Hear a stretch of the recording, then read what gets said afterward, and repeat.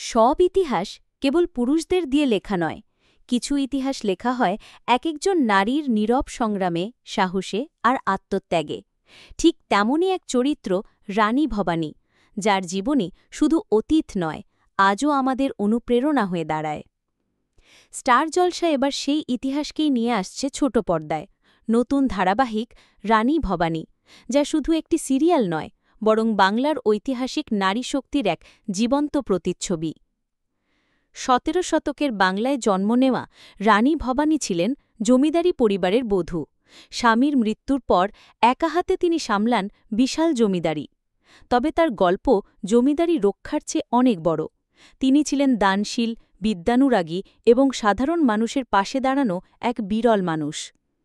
এই ধারাবাহিকে উঠে আসবে কিভাবে এক সাধারণ নারী হয়ে উঠলেন রাজশক্তির প্রতীক, কিভাবে তিনি সমাজের চোখ রাঙানিকে ভয় না পেয়ে নিজের পথ তৈরি করলেন, আর সেই সব ত্যাগের গল্প যা ইতিহাসের পাতায় আজও অম্লান।